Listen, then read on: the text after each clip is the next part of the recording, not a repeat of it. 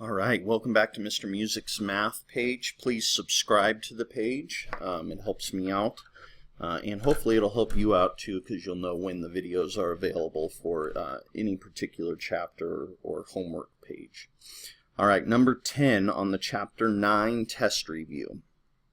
Kylie and her two friends, so we have Kylie, that's one person, and her two friends. That and means plus, so we have three people. That's important to know right out of the gate. Are at a museum. They find 2 quarters and a dime on the ground. Okay. Part A.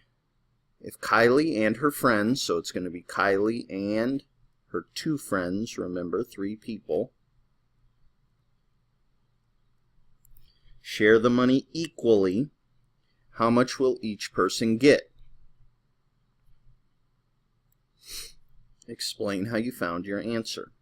Now, I agree with you. They should take the money to the lost and found and turn it in so each of them would get no money, because that money doesn't belong to them. But for mathematical sake, we will figure out how much each person would get. Okay, so I'm going to draw a picture of what they found. They found 2 quarters. So here are my 2 quarters, 25 cents. Remember, quarters are worth 25 cents each. And a dime. How much is a dime worth? 10 cents. Okay. So we have Kylie. I'm going to put a K for Kylie. I'm just, again, not doing any math yet. I always tell my students, pull out the information you do know, organize what you have. So we have Kylie. We have friend number 1. We don't know his or her name. And friend number 2. We don't know his or her name either. But we have a place to put everything, right? We have Kylie and her 2 friends. All right, they're sharing this money. Well, obviously, if one person gets a quarter, the next person gets a quarter, and then the last person gets a dime, they're not sharing it equally. So they are going to have to break this change up, okay? So let's figure out how much total money they have first. So we have 2 quarters, 25 plus 25, that's going to be 50 cents, plus a dime, which is 10 cents, for a total of 60 cents. Okay, so if we add all these up, we end up with 60 cents. So another way I could write 60 cents using coins is I'm going to change this 60 cents now into dimes. I could change it into 6 dimes, or I could change it into 12 nickels. Either way is going to work for us. But in order to split it up amongst 3 people, I'm going to try breaking this 60 cents into 6 dimes, because each dime is worth 10 cents. So 1, 2, 3, 4, 5, 6. There's my 6 dimes. And I could count to make sure 10, 20, 30, 40, 50, 60. Yep. Now I'm going to start splitting this up amongst the friends. So the first dime is going to go to Kylie, 10 cents. So this dime is gone because I gave it to Kylie. Next dime I'm going to give to friend 1. So this dime is gone. Next dime I'm going to give to friend 2. So this dime is gone. Next dime goes back to Kylie. So this dime is gone. Next dime goes to friend 1.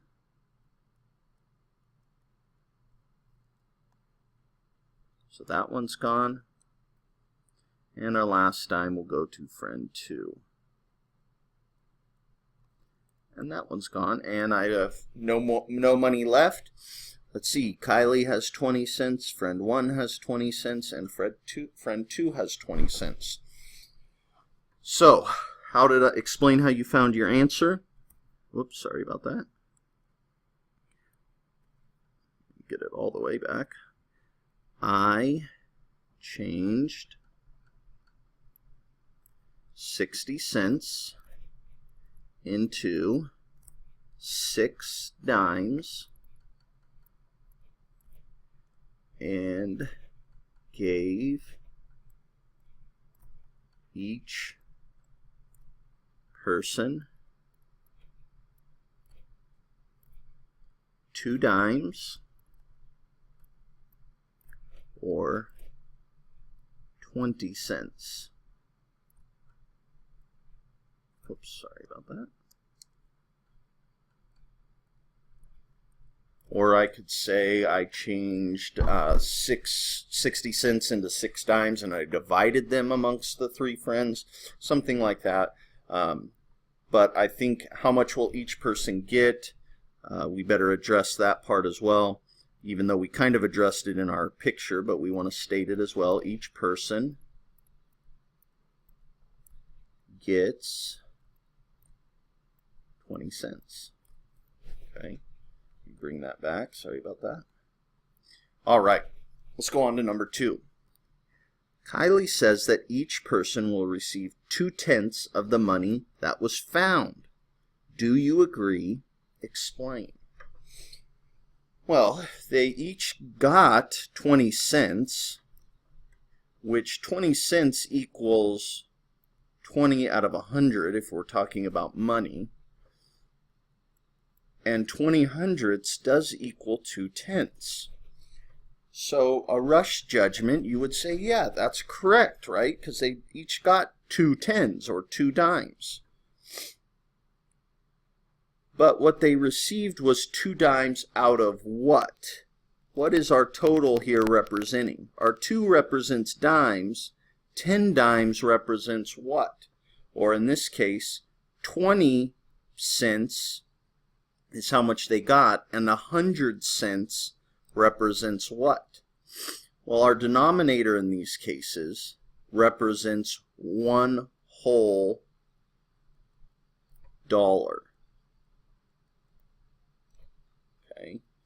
Now they didn't find a whole dollar, so they weren't actually splitting up 10/10, right? They were only splitting up 6/10. So if you're splitting something up amongst 3 people, remember for our fractions, we always have the part over the whole. Well, we had 3 people and each person got 20 cents. Okay. So how many total people, though, were we talking about? There was a total of 3 people. Our whole is going to be 3 people that the money was divided amongst, right? We didn't divide the whole dollar out. We didn't divide 100 out of 100 out. We only had 60 hundredths. But this question wants to know, of that 60 hundredths, what fraction did each person get? Well, we took that 60 hundredths, we broke it into 3 total parts, and each person got 1 of those parts. So, do you agree? No. Each person got 1/3 because they split it 3 ways. Each person got 1 out of the 3 parts that they split it up into. No, each person got 1/3, not 2/10 of the money found.